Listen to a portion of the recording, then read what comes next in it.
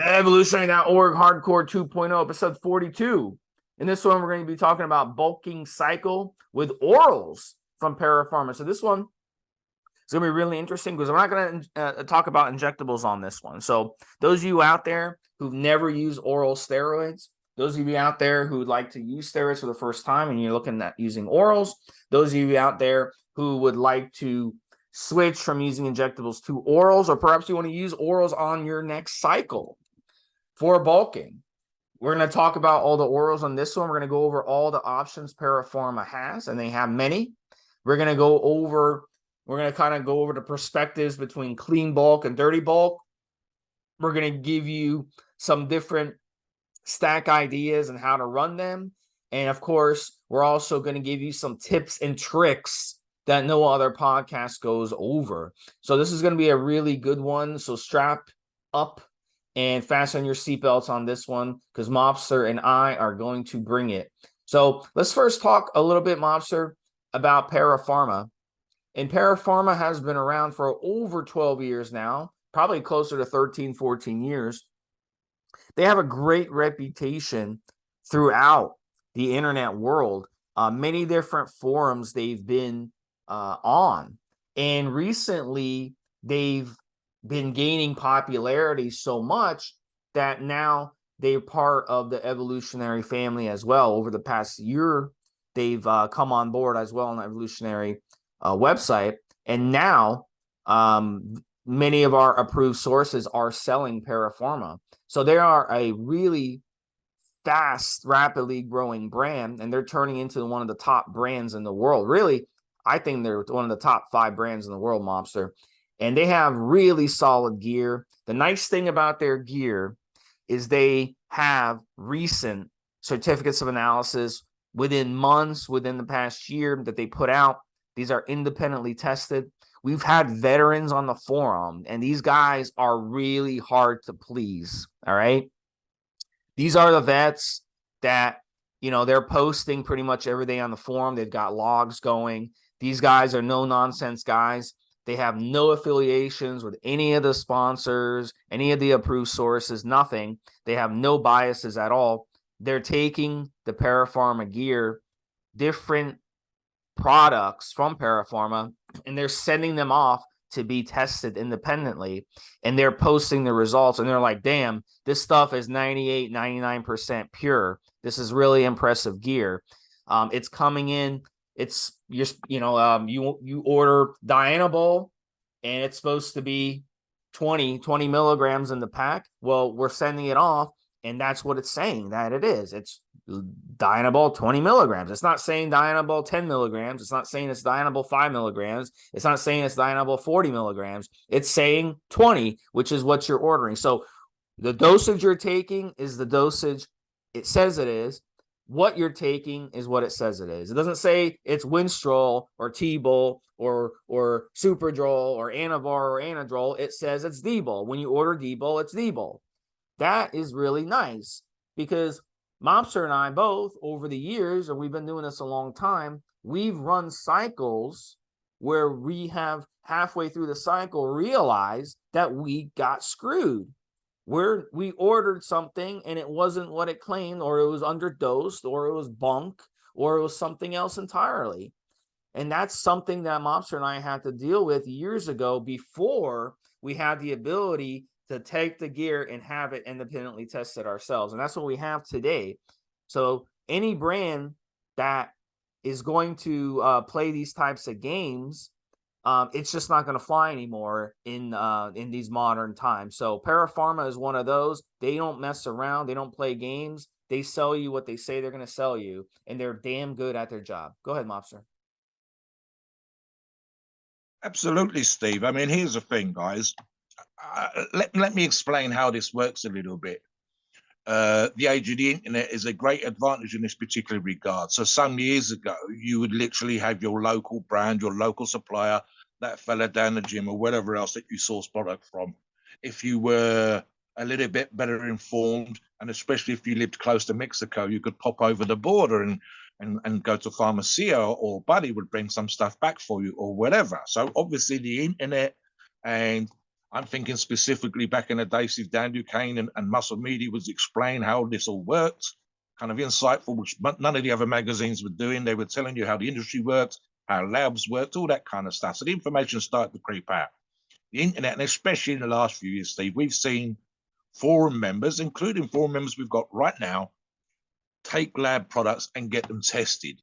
And you'd obviously the labs themselves grew attention to the fact that the internet was a great way of pushing products. And over time, very big names, I can think of one that was based in Thailand, grew to the almost legendary status. So what's happened, I think, and this is especially true, bearing in mind what Steve said at the beginning of Para Pharma, is almost they've started to get the attention that they should have had almost from the beginning, Steve, because literally labs have come and gone, tests have been successful, tests have failed. This is different from different labs. Forums come and go, magazines come and go. This happens all the time. That's just the nature of the industry, nature of anything, really. But over time, certain labs, certain products, certain companies stand out. And they get to stand out more and more and more against the noisy, come and go, who cares what the fuck kind of background. And you and I can think of 3 or 4 labs like that currently that we have personally used as well.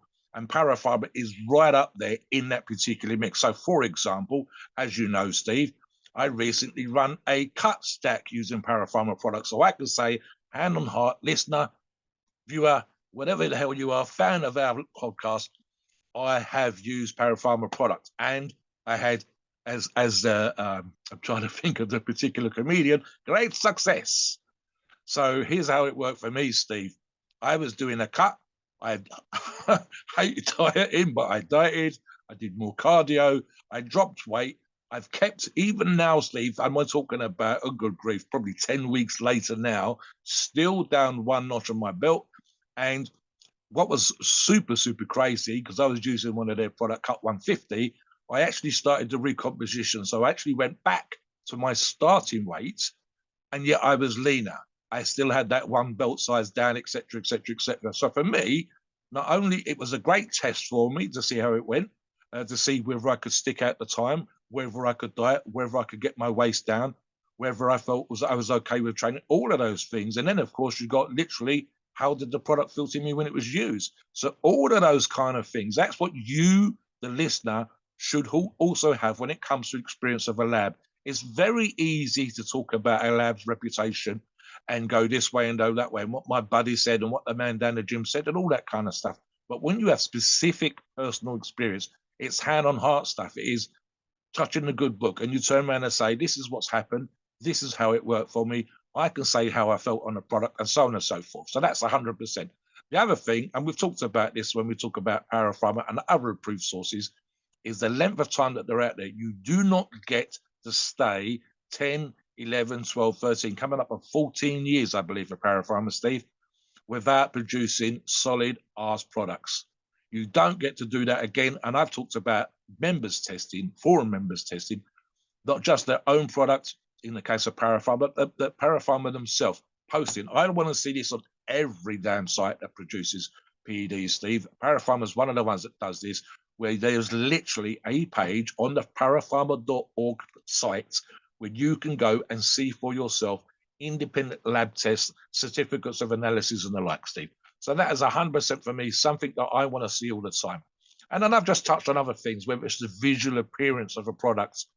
If I'm old enough and ugly enough, and we still see this occasionally, someone will post a picture of a vial that's turned up, testosterone, whatever, the label's skew with.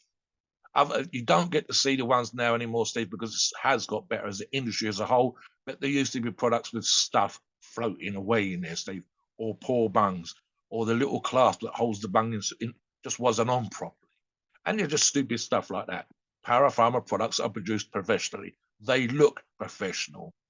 The number, I can't think, I'm just going to say the number, but I actually can't think of a number, Steve, of people saying that they've had issues with ParaPharma products.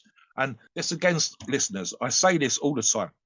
You don't have to trust my word on this. You can go on the forums and look for yourself. You can say, is there a post where someone's complaining about ParaPharma products? At the worst, it's where it stung a little bit when they've injected it, Steve. And that literally might come down to the user. Heck, it's been that long since I did injectables, apart from the recent 2 cycles. I was a bit cack-handed with it. So I wasn't getting post-injection pain with product. I was getting post-injection pain, Steve, because I was moving a damn syringe around, putting that bloody thing in. And that was just me being out of practice. Once I realized what I was doing, it got better straight away. So 100%, love the product, tried the product. I'm hand on heart say that I got great success with it. So, and of course, all the other examples that I've already given, Steve. Yeah, back to you. So next segment we're going to talk about is clean bulking versus dirty bulking. And look, this can do different things. Now, look, at one point, I sort of did a dirty bulk, but it wasn't a super dirty bulk. And what it was basically is I increased my calories a lot. I was eating a lot. I'd wake up in the morning and eat, go work out, come home, eat a big lunch, eat a big post lunch, eat a big dinner. I mean, I was bulking like crazy because my appetite was crazy on steroids. I put on over the course of a year, I went from 7% body fat to 17% body fat. And I wasn't even eating like bad foods. Like I'd go out to a restaurant here and there, but it was like a good restaurant. It wasn't like going to like a Chili's or something, you know, where it's all junk food. I'd go like to decent restaurants, but like I wasn't even like dirty bulking, like a true dirty bulk. I mean, hell, you can go from 7% body fat on a steroid cycle and go like to 25% body fat. You can like really get fat, you know, doing a dirty bulk for a year, eating McDonald's and Chick-fil-A and Subway and pizza and all this other junk food. So really dirty bulking would be just throwing whatever at your body, just tons of calories, tons of bad fats, tons of refined foods, tons of sugars at your body, and just trying to put on as much mass as you can, eating at, a Golden Corral style of buffet. I don't know if you have that in England, Mobster, but Golden Corral is like some shitty low class buffet with like all junk food and chocolate and all this other crap and fried chicken and all this junky food and pizza, and basically you just go there and you just stuff yourself. And if you ate that Golden Corral food every day, you could definitely get fat. That's why everyone who goes there is like obese, so it's one of those things where it's just like that. That's the way I look at it, Monster. It's like a dirty bulk. Just throw whatever I want in body. A Big Mac, a Whopper, pizza, a whole slam. Let's slam a whole pizza. Let's go to Outback Steakhouse and buy get a bloomin' onion, the bread, and the Caesar salad, which is drenched in dressing, and a huge ass steak cooked in animal fecal. Just garbage, and then ordering dessert afterwards, a chocolate, a slice of chocolate cake afterwards. That's a dirty bulking. That's just let's just add as much mass as we can. And by gosh, like you can go from skinny as a rail to fat doing a dirty bulk. So it's not something I recommend. But so it's like, I look at it, Mobsters, like different stages. Like I did sort of a dirty bulk, but it wasn't a dirty bulk because I was still eating 90% healthy foods. It's just that I was eating a lot of healthy foods. I was eating like big meals. I was getting a bison burger with Ezekiel bun and tomatoes and lettuce. It's not bad at all, because the bread is it's as good a bread as you're gonna find, and it's a grass-fed bison burger, and it's cooked at home, not used with bad oils, but it was still a lot of calories. So I'd eat one of those, then I'd go work out and eat another one of them when I'd come home. So I'd make 2 of them and have one ready for when I get home and reheat it. So it was like just eating a lot of food, Mobster, and I was still able to put on a lot of mass. Over the course of a year, I think I put on about 25 pounds, and I went from 7% to 17% body fat. So I got bigger and stronger, and that was sort of my version of a dirty bulk. So Yeah, I think you could call that more of a clean bulk, actually, because I wasn't eating dirty foods. What's your perspective on it? Go ahead. Yeah. Yeah, I see this stuff like when even now you get a lot of traction when people do these eating challenges. I think, and while they might get a lot of traction, that's not how that athlete is eating on a daily basis. But a dirty bulk is kind of like that all the time, Steve. And one of the things I said to Steve, ironically, it's actually going to be a bit of a tip later on. That's how fucked up the situation is when it comes to dirty bulking. it's the visual thing. I think there's an argument to be made when you're dirty bulking. You almost get into the whole what's your favorite dirty bulk thing, and people will post stuff like a Philly cheese or whatever else, absolutely saturated with the shredded beef and a cheese and God knows what else, the sauces or whatever, piled up on top, or they'll put up like one of those whole cheesecakes. And I've had my moments, Dave, it has to be said. But again, I'm not a bodybuilder, so I don't need that, 6-pack thing and to be super lean. And I suspect there's also an element of here, if it fits your macros, except in this example, you're kind of expanding those macros to fit something else. So what happens on if it fits your macros, if you're not familiar, is essentially so long as the calorie count is good, the carb and the fat is enough for the numbers that you're supposed to be having, the protein is high enough, you can eat what the hell you like. But in reality, that means it ends up being crap like pizza all the time, Steve, or the world's worst sugary breakfast or whatever else.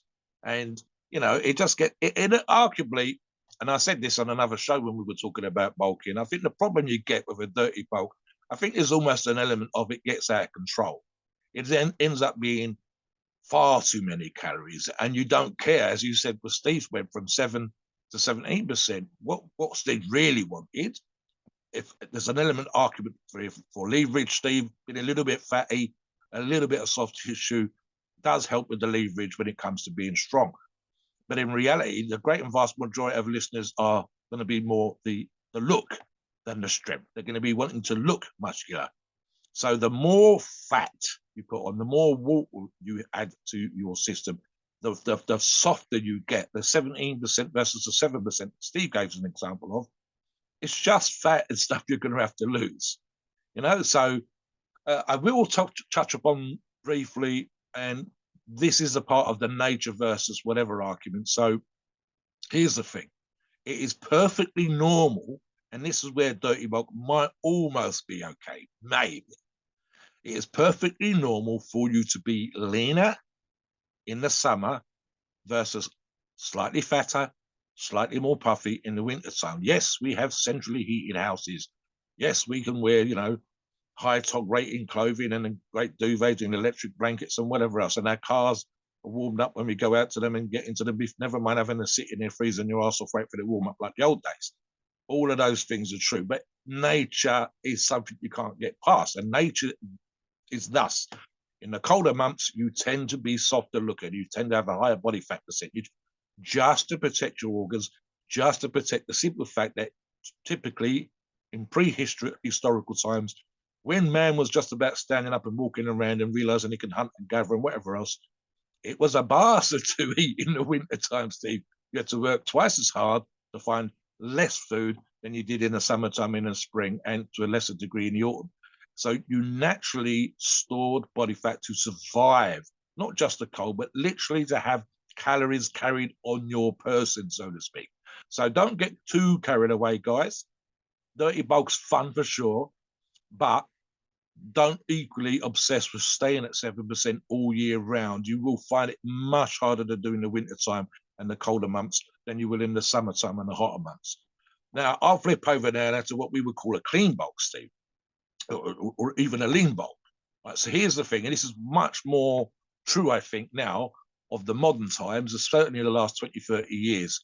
I know, because I'm a studier of the history of the iron game, bodybuilding especially, how guys would easily put on 20 or 30 pounds, sometimes 40 pounds from their competition weight to the off-season weight. We don't see that as much for a couple of reasons. One is that we are way more visual now. So that's a lot more photographs on Instagram, Facebook, social media, YouTube, Snapchat, TikTok, you name it. And so therefore there's even an argument commercially just to make a living that you stay in something like reasonable shape throughout the year. And you do that, especially if you're putting out videos on a regular daily or weekly basis. People don't want to, and they won't be as attracted to you as fans, and you won't make as much money if you're massively out of shape. You need to get your head round, this is to the listeners and viewers of those people as well, that you will be a little bit softer, but not, fat as fuck with your belly hanging out. And then the other argument is thus. Back in the day, they learned eventually that if you added 20 or 30 pounds, and 20 of that 30 pounds was fat, that was 20 pounds of fat that you had to lose when it comes to the spring, when it comes to when the competition started again. when the photo shoots, when the magazines needed you. And the magazines don't want you to turn up for a photo shoot with your belly hanging over your belt buckle. You're not going to get asked. They're just going to send you home. You're not going to get paid. So the same thing applies to competition. None of us really loves those cutting cardio, Steve, or having to do clean or fat burners or whatever. It's just because how goddamn hard it is, fasted cardio and all that kind of stuff. If the more out of shape you get, the harder it is to get into shape. So that's the difference, arguably, Steve, between dirty bulking and allowing yourself to get out of shape and eating any old crap, which is not healthy, versus clean bulking. I'll also use an analogy that I've used on these shows before, and I'll reference a Mr. Olympia, Dexter Jackson, like I've done in the past. And Dexter said it thus. He says, if I am known as the Blade for the condition that I'm in all the time, that was the nickname, that was the reason why, and I was able to get into the shape that could win in Mr. Olympia, you would argue that my genetics were superior when it comes to being in shape, to being dry, to being lean. And yet I didn't feel that I could get away with eating crap, that I could dirty bulk, as it were. He would eat the same goddamn dry, horrible, tasteless, whatever food that top competition bodybuilders have to eat, whether that's rice or fish or chicken breast, with minimal spicing and sauces and this kind of thing on it. He literally ate the same goddamn clean diet that everybody else did when it came to getting into shape. So he says he didn't think he could get away with eating shit. And even with his great genetics. So if you have genetics that aren't as good as Dexter Jackson, it makes more sense to do it as it should be done. Now, of course, listener, it's your choice. We're going to say to you, this is what it is. This is how it works. And then you choose which you want to do, Steve. So yeah, let's go on to the next topic. All right, so the next one we're going to talk about is, can you stack more than one oral at a time? And this is an important one to discuss before we get into the fun stuff and talk about our favorite oral cycles, oral steroids that Para Pharma has to offer. And look, at the end of the day, it's one of those things where blood work doesn't lie, but people do. And a lot of people out there who are against oral steroids, look, that's their opinion. They don't like oral steroids for whatever reason. They prefer to use injectables, and that's fine. You know, everyone has their preferences. But really, like, we've seen the blood work and we've seen the evidence that shows that using oral steroids can be just as safe as using injectables, if not more safe in some situations. And it depends on your dosing, and it depends how many you're using. Now, if you're going to use some of these oral steroids, it's better to use them solo, because if you start stacking them, now you're getting into more of the toxicity when it comes to the the way that they're structured. They're 17 alpha alkylated. In all the ones that we're going to talk about, Mobster, are going to be 17 alpha alkylated, meaning they don't get destroyed by the liver. If they weren't, the one thing, for example, Proviron, which is not one we're going to talk about because obviously it's not for bulking, but Proviron is not 17 alpha alkylated, so it doesn't have a good absorption. So when you take it, it's not going to give you so much of a punch as one of the other oral steroids that we're going to talk about, and that will. So it is true that the oral steroids that we're going to talk about are liver toxic. So it depends on what you're running them at. If you're going to run 2 oral steroids together and you run them both at 50% less than the typical dosage, then it's going to have the same toxicity as running one at 100% of the recommended dosage, if that makes sense. And then, of course, some of the oral steroids, like Superdrol, for example, which is what we're going to talk about in a bulk, is going to be more toxic than, say, an Anavar or a T-Bol. That's just the way it's structured in the body. So if you were to run Superdrol at 100% of the dosage that's usually run by bodybuilders, I'll let you in a mobster in a second, then you run another steroid like Anadrol or Winstrol, which are also very liver toxic and very toxic in other ways, then you're going to run into a lot of side effects. You'll run into hair shedding, you'll run into aggression, you'll run into things like acne, you'll run into, skin issues, stuff like that.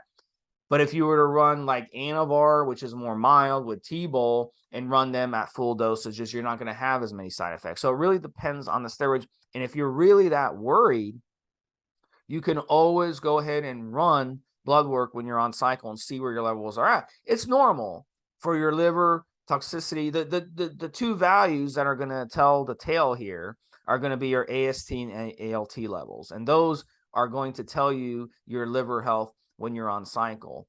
So yes, it's normal for those to go up quite a bit. I mean, I've seen levels, close to 100. I've seen levels even over 100 or 200 even. And once you get to those levels, then it's not good. But if you get at a high level, the idea is on cycle, you can strain your liver a little bit.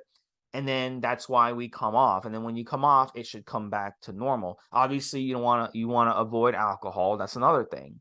So someone say, "Oh, Steve, I ran blood work on cycle and I ran orals, and my liver values were in the 200s." And I was like, "Well, what else were you drinking alcohol?" They're like, "Yeah, I have yeah, it's football season. I drink some beers, yeah, with my buddies." Okay, well, that's straining your liver right there.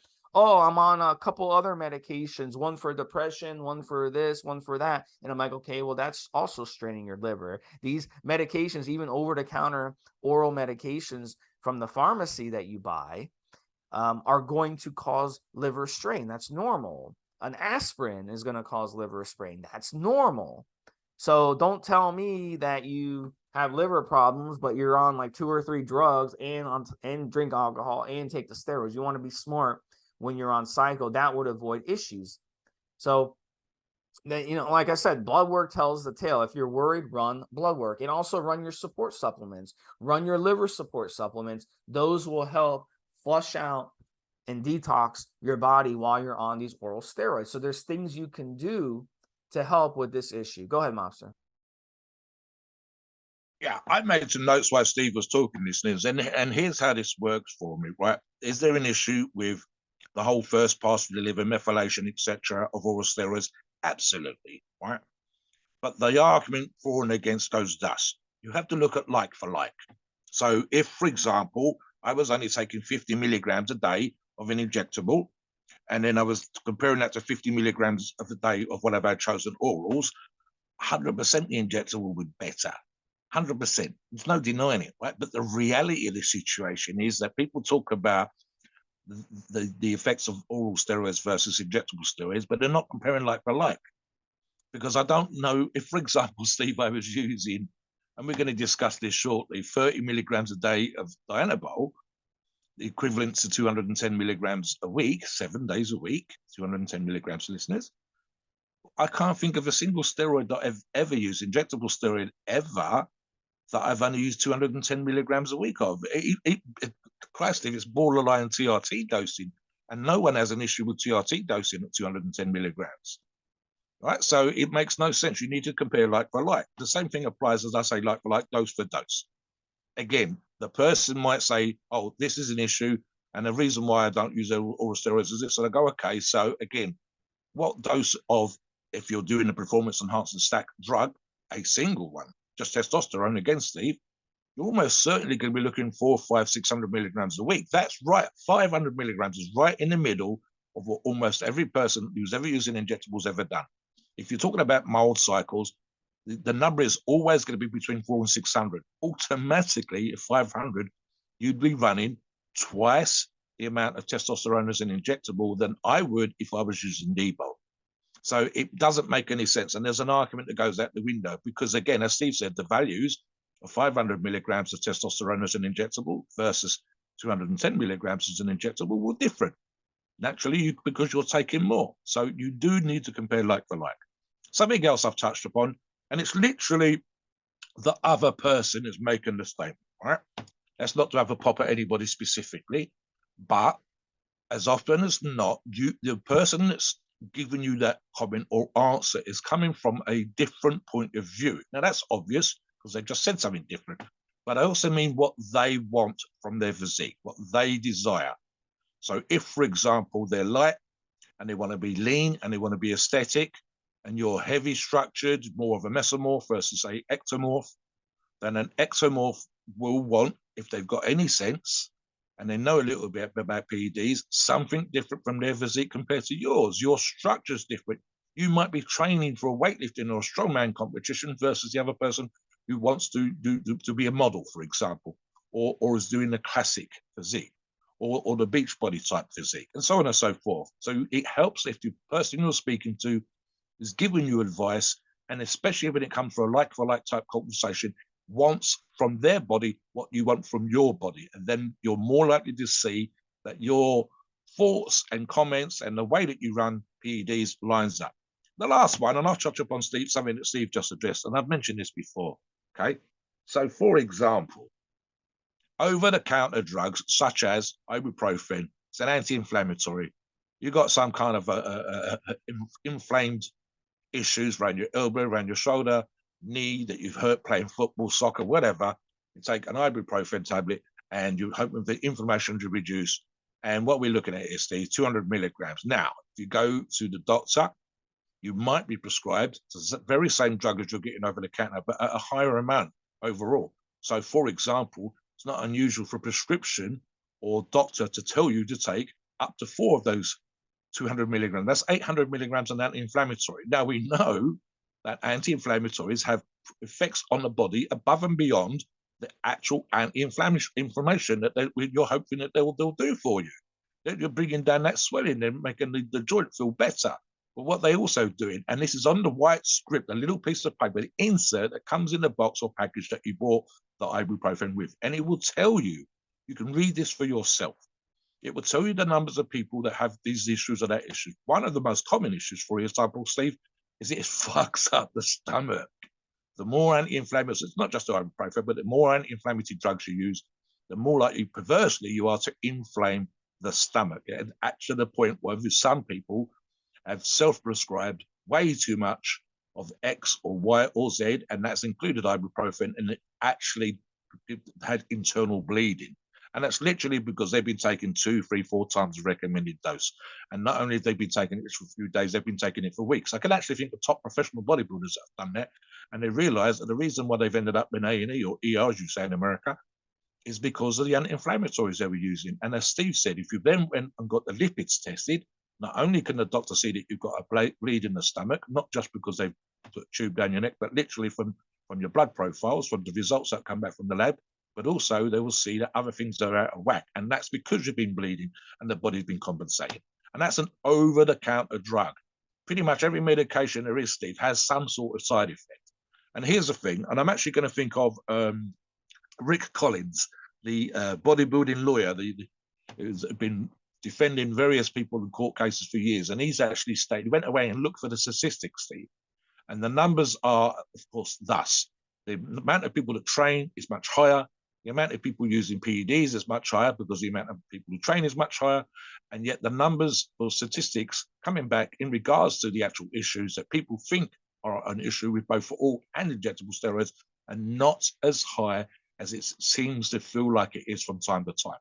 So again, it's one of those things where back up the facts, make sure you're making the right kind of comparison, and so on and so forth. And something else, just to finish on this particular topic, we're actually seeing, I think Steve and I talked about this recently, what almost feels like an increase in the amount of people that are using oral steroids. And that's one of the reasons why we're doing this podcast today. It's because for whatever reason, while injectables were, and for that matter, oral steroids are almost always popular, especially when it comes to performance enhancement, there's actually a little bit of swing over towards orals more than there has been before. Hence, again, as I say, the reason why we're doing this podcast. So again, make sure, think about the person that's answering the question, think about what they want from their physique, and then, of course, the like for like, especially when it comes to dosages. There is absolutely no way on earth, and you can just do the math, guys, just figure it out for yourselves. And again, like Steve said with the blood test, if you're using a smaller amount of an oral versus a much larger amount of an oral injectable, you're kind of compensating for the safer versus less safe argument. And therefore, someone's using 3-4 times of an injectable, whatever they would use with an oral, it's just the balance of 4 times more injectable will make as much of a difference as 1 time of the oral steroid. It's the case. No one's using, for example, Steve, oral steroids at 10,000 milligrams a week And yet we can find pro cycles out there that are absolutely crazy at 10,000 milligrams a week. Not typical, it has to be said, right up there with the record-breaking stuff. And I can't think of a single example in the 43 years that I've been lifting and all the magazines and books, etc., that I've come across. I can think of examples of guys that use crazy amount of injectables, but I can't think of anybody that's in the 2, 3, 4, 5,000 or more a week of oral steroids. They wouldn't, they don't, and so there's no argument, there's no comparison. So just keep that in mind when you're thinking about it this time. All right, let's get to the fun stuff now. Let's talk about the ParaPharma oral options that are available and our bulking picks. And look, at the end of the day, we're going to kind of name some that you wouldn't think would be bulking. And but look, anabolic steroids are called anabolic for a reason, because you can bulk on really any of these anabolic steroids using these solo, and most certainly using them stacked if you so choose. So let's give the example first of, let's say what ParaPharma has. So their orals pretty much all come in 100 tab sachets, as Mobster brung that up. I don't know if that's a French word or what, Mobster, but sachet. I like how you said that in the pre-show. You're like, sachet. And look, at the end of the day, Making me sound kind of posh, Steve. Yeah, but those little packages now, we used to get them in little plastic bottles for years and years and years. Nearly all the labs do these little plastic bags. I'm calling it a sachet. You have to tear the top off, and there's normally a little poly bag inside with the actual pills, label on the outside, etc., etc. So I'm calling it a sachet. You can call it a packet, but it's good to go. As you say, Steve, 100 tabs, pretty much. And I know of other labs that do 25 and typically 50s. And then they vary the amount that you get in a package according to the dosage. But from what I can see, ParaPharma is all 100, Steve. So let's get to the first one. And the first one is going to be the big one, the Anadrol 50. A-bombs is their slang term. And guys termed it A-bombs back in your day, Mobster, because they'd take one pill a day, and they came in 50 milligrams, and they would blow up like crazy on this stuff. And what's interesting about Anadrol, it is a DHT derivative, so it does not aromatize into estrogen, but it does bind to estrogen receptors in the body.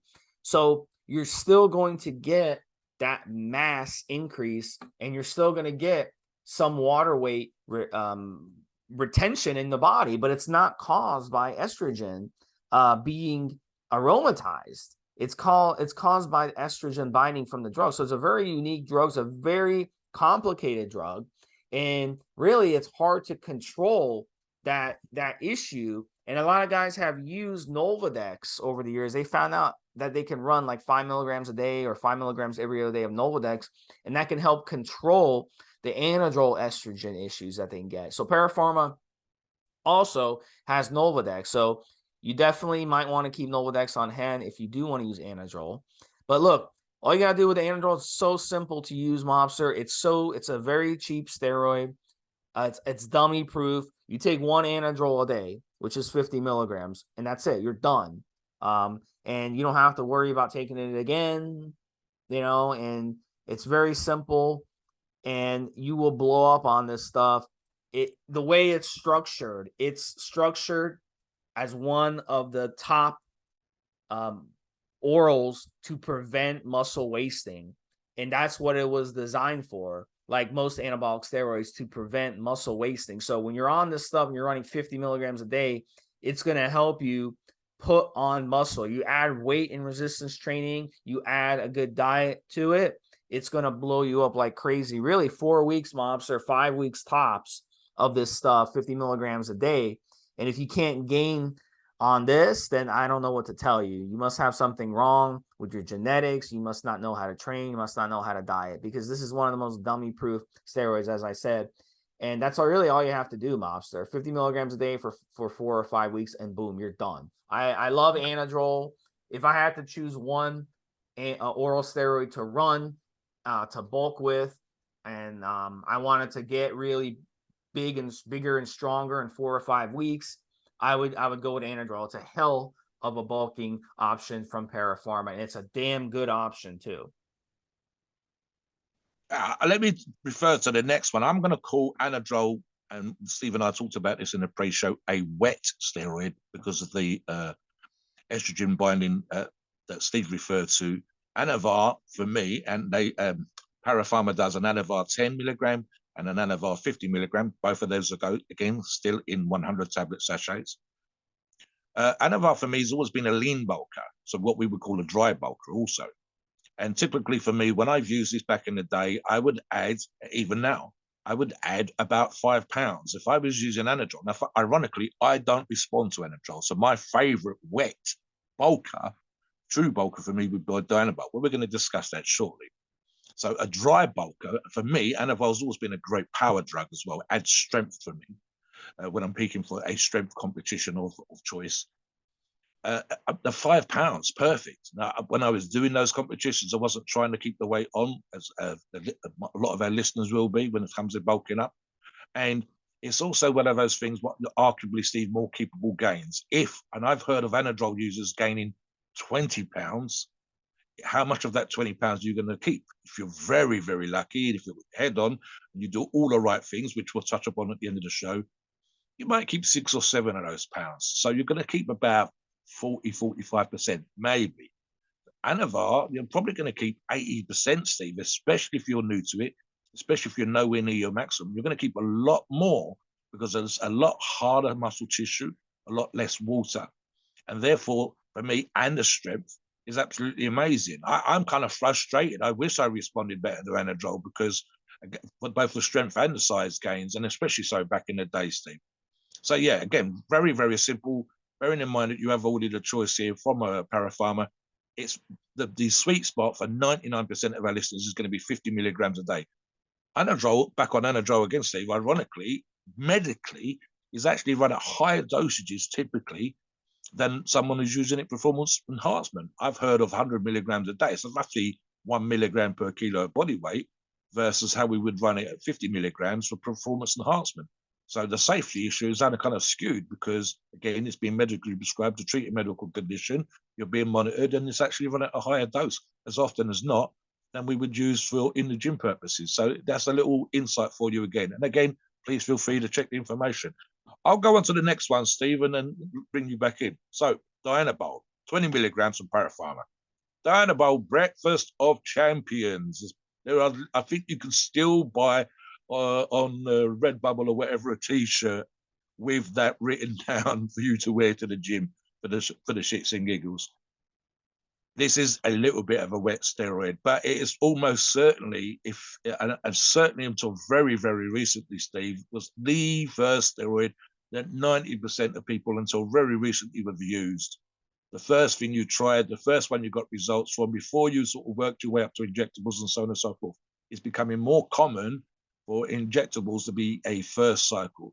But it's one of the sort of ways of babying your way into the sport, and yet it works. It works. My first cycle of any steroid was Dynabol, was 30 milligrams per day, and I'm saying 6, 7, 8 weeks. It was a very long time ago. I was age 37, so 22 years ago. Put on 10 pounds on cycle, kept, I think, 5, possibly 6 pounds when I came off. It's the first drug I'd ever used. Something that Steve's referred to is different drugs giving you pumps. So, for example, the Anavar pumps can be horrible, almost disabling, and they're just plain good old-fashioned uncomfortable. A Debo pump is much more pleasurable. That's a combination of the water issues, the wet steroid, the glycogen that's pulling into the muscles, and it's just, again, possibly because it's what the first steroid for a lot of people, the first time that you've got that kind of pump and know that you're on steroids. And this something that Steve touched upon at the beginning when we were talking about ParaPharma and why we approve of them and recommend them as a source. I have had free Dynabol given to me and ran it. I believe I'm going to say, Steve, close on 11, 12 days, something like that. That's all that was there that was available to me at the time. And it was my fault, and something that I actually talk about when I'm on the forums, making sure you've got the products that you need to run before you start the cycle. And I didn't do that. So I was waiting for product to arrive, and nothing happened for the whole fucking 11 days. That was free, so I wasn't out any money. And the moment the legitimate product turned up, like ParaPharma, Friday, Saturday, Sunday, Monday, 4 days, 4 pounds. It just stuck in my brain, Steve, that I'd had something given to me for nothing and it hadn't worked. So I wasn't being ripped off, but 11 days had been wasted. And the moment a legitimate solid product like ParaPharma turned up, I gained 4 pounds in 4 days. That's how quick it worked for me. Again, like Steve says, you got to make sure you've got your choice of AIs. There's no point having too much estrogen issues for various reasons that we could discuss on another show. And the bloat does help a little bit with water retention, etc., with wet steroids for leverage, specifically for strength, as well as increased glycogen, as well as firing up more muscle fibers, etc., just because you want a form of testosterone. But I would always run some sort of AI or SERM with Dianabol. I'm like that pretty much on every stack, Steve. So regardless, I always like to put something in there. I don't want to risk any issues. And again, sensible dosages. I have seen people that have had success, great success, as they say, with 50 milligrams. And at the top end, for very short periods of time, and this is certainly where I would keep it under 4 weeks, 2 to 4 weeks, at the beginning of a competing bodybuilder cycle, up to 100 milligrams. But again, sweet spot for most of our listeners is going to be 30 to 50 milligrams. Back to you, Steve. Yeah, and D-bol, again, just like Anadrol, I consider it a dummy-proof steroid. You know, very, very cheap steroid. They've been using Dianabol for years, Mobster, even before the golden age. Arnold, a lot of you know the story who've been around bodybuilding, but Arnold back in the day, he would take, a handful of Dianabol every day, especially in the off season. And he loved it because it increased his pumps and it gave him a nice little androgenic kick along with his Deca or his Primo that he was using, because those are the steroids that guys had access to in those days. And those are the steroids, those were their bread and butter steroids. So you can just add in some D-bol to any stack and it'll give it a nice little punch. You want to keep in mind with D-bol as well. I recommend, some guys will run it.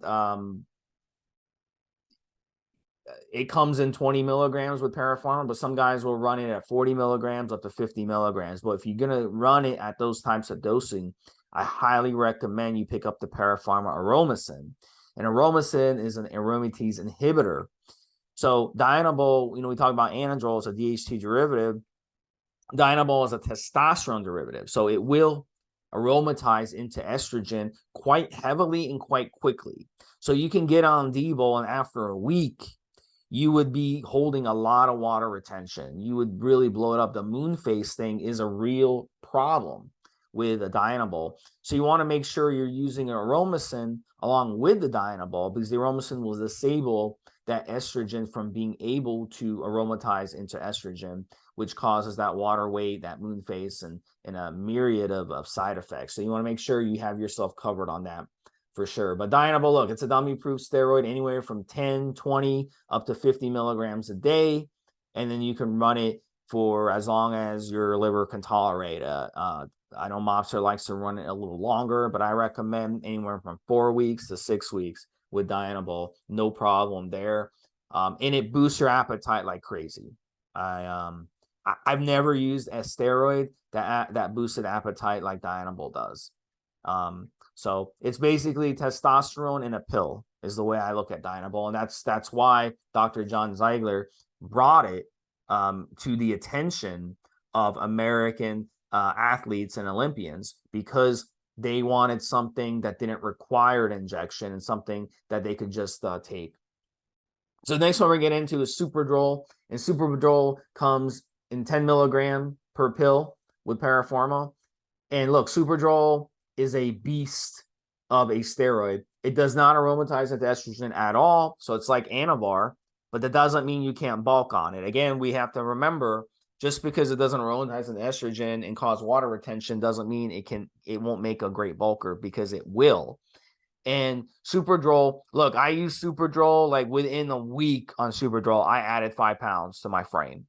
And it wasn't water retention. That's the crazy thing. So this stuff can absolutely bulk you. It's not going to put on 20 pounds of water weight like Dianabol will, but it will absolutely cause you to have rapid increase in lean body mass, big muscle mass, not just lean body mass, but also big muscle mass. and also with strength.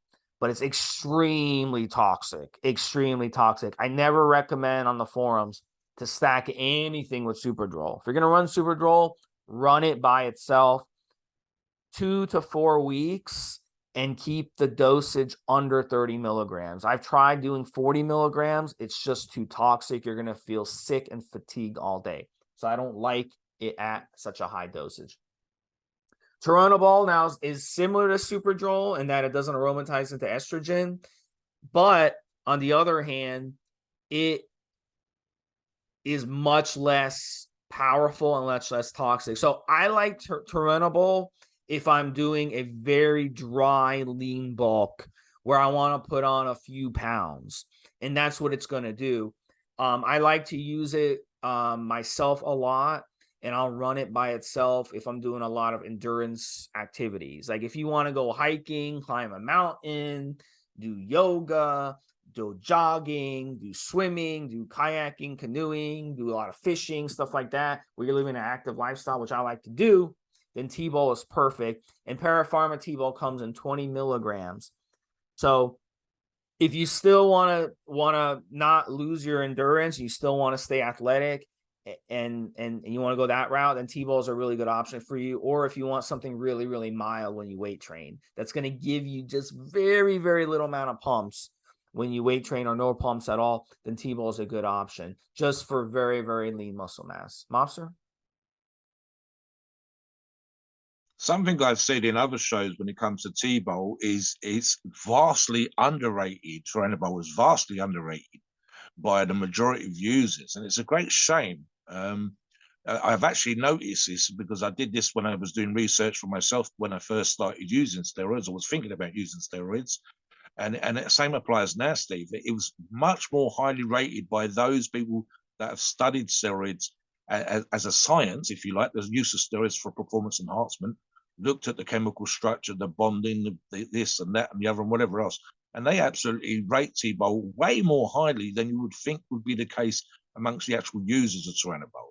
It's specifically designed by a government for sporting purposes, specifically to enhance athletic ability and that power. And I'm thinking of the East Germans, because that's where it came from, with a Stasi number, shot putters, discus, javelin throwers, and so on and so forth. They weren't bloating up like the size they got in the previous years when it was causing issues, and the media was all over it at those times, newspapers and stuff. And so, yeah, Turinabol for me, again, would have absolutely be a lean bulker. I would expect if Anavar puts on 5, I'd actually expect a little bit less. But again, solid gains, Steve. And again, more so, like Steve, for example, who does a little bit of middle distance, 5K runs and so on and so forth. I can barely walk. If I use 50 milligrams a day, and if as has happened back in the day, I would have to walk to 1 mile to town. The pumps would kill me. I'd have to stop and massage my shins.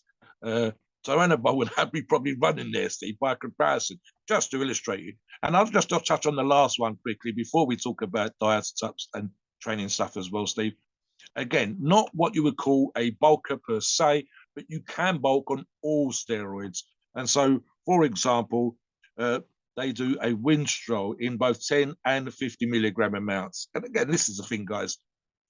It's a question of optimal versus your particular personal choices and what you're trying to get out of your cycle. I would see Winstrol to actually stack, Steve, with something else more than it's been running its own. And of course, Winstrol, if you was using it at comparable levels to Dynabol, might arguably cause you more side effects than the Dynabol, and not positive ones with regards to hair loss and the like. So keep that in mind. Let me touch on now. I've sped over Winstrol, but again, not a traditional bulker as such. Way more of a lean bulker. Let me touch on now, and I mentioned it right almost at the beginning of the show. So the whole thing of bulking, some of you listeners want to bulk because you're struggling to put on weight. So there's a bunch of tricks, and the one that stuck in my mind when I was talking to Steve in the pre-show, and again touched on this briefly earlier on. If you think about bulking type foods, I've seen forum posts along the lines of put up your favorite bulking meal. And we do this on logs now, Steve. What kind of chicken are you having? What kind of steak? And people will post their logs. This is what I had to eat last night, and occasionally include photographs. We are, as human beings, unbelievably visual when it comes to food. That's the reason why chefs talk about presentation as much as the actual proper cooking of food, because it makes you hungry. So a trick, if you like, especially if you struggle with appetite, is to make the food that you're eating more visual, or even better, Steve, how simple is this? Just look at nice food online or in a magazine or in a book. It's going to make you want to go to the fridge. So that's for you, those of you that are struggling to eat. Something very quickly, and I'll let Steve jump back in again. If you do struggle, eat quickly. And I mentioned this before, because eating slowly is actually a trick for helping people to lose weight. Eat quicker. Don't give yourself heartburn or whatever else. Just eat, get in there, sip some water, boom, put the food in. Simple, simple stuff. I've done things like in the past, Steve, a very small, high protein meal just before I go to bed. Now, you wouldn't normally recommend this. You want your body to be digesting the evening meal that you had 6, 7, 8 o'clock at night. Now I'm talking about almost a snack, but that's kind of what you want, because you're trying to bulk, you're trying to gain weight. So, for example, I had a 4-ounce steak and a couple of boiled eggs, glass of water, and it was literally, I was staying up to watch TV in those days. I go to bed a lot earlier now for one reason or another. And I would eat this high protein meal. It's actually the same sort of thing they give to Air Force pilots. And relatively, there's not a huge volume of food in there, but the high protein is going to help with muscle tissue repair, and it's not too difficult to digest. You don't want a super heavy meal that's going to be rumbling away in your stomach and keeping you up half the night. That's no good at all. So something small, something compact, something nutrient-dense food. If you are going to, and I know some of our listeners like to do this, we don't typically recommend the over-the-counter supplement shop bought protein bars. Guys, make your own. Make your own. And if you do make your own, they're going to be a lot healthier. Those, if you're going to have a protein bar as a snack, please let it be something you've made for yourself, frozen, shrink wrapped, put to one side in the fridge, whatever, that you can eat again as a high protein snack if you struggle. Super small thing, Steve. Don't miss out on breakfast. It's a modern thing, high speed society. You're out there killing it. You're hustling. You're doing this, you're doing that, and you miss out on breakfast. And if you miss out on breakfast, you're more likely to overcompensate with a crappy, high-calorie meal later on, which is full of crap because you're hungry. So you're having breakfast, make it, again, nutrient-dense, the yogurt-based stuff with granola, that kind of thing, Steve. High protein again. You can add some protein to the yogurt itself, and so on and so forth. What about you, Steve? What high-protein snacks would you add to your daily diet that would help you bulk up before we finish? Yeah, so look, my view on this is sometimes it's not about what you add, but it's what you don't add. So we're talking about toxicity and liver toxicity throughout this podcast, and we're giving you examples of certain steroids that cause more toxicity than the others. So how does it make sense to make your body more sick and more toxic? Of course, that's going to kill your appetite. So stop putting things in your body that kills your appetite. So when it comes to snacks, avoid certain things, avoid the weight gainer shakes. And you say, "Oh, Steve, what are you talking about? Weight gainer shakes, they're good. They're made to increase your size and add weight to you." Well, they also contain a lot of toxic chemicals in them, and preservatives and sugars and all this other crap that doesn't belong in our body. So when you drink a weight gainer, it basically kills your appetite, makes you feel nauseous. How does that help us? So it's all about eating good, clean, nutritious foods. And, look, you want to snack on something? How about some raw nuts? Raw nuts are packed full of good fats, lots of calories, very calorie dense. And as long as you're not allergic to them, or you don't have an issue with digesting them, certain nuts are harder to digest. Hence why in nature, it's hard to crack open a nut. That's the reason, because our ancestors had to expend a lot of calories to open up a nut. You ever try opening up a coconut with your bare hands? It's really, really hard. Even using rocks and sticks is very, very difficult. And many of you will spend your entire day trying to get that thing open. Well, that's what our ancestors had to do as well. But damn, once you're getting that coconut, it's full of calories.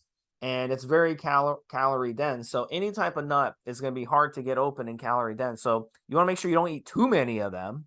But look, your fruits and veggies are your friends. They're full of vitamins, minerals, electrolytes.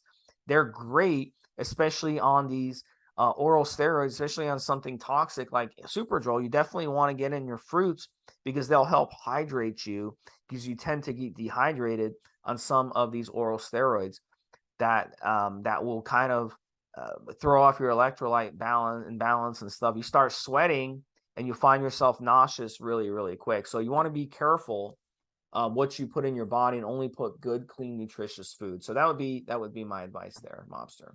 So finish out with your final thoughts and take us a disclaimer. Make sure you're killing it in the gym, guys. Pay attention to what you're eating.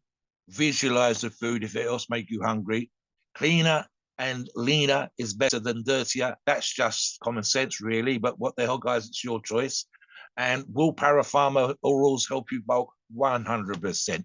Get everything in place the way that it's supposed to. Go to the gym and grind, especially on the compounds.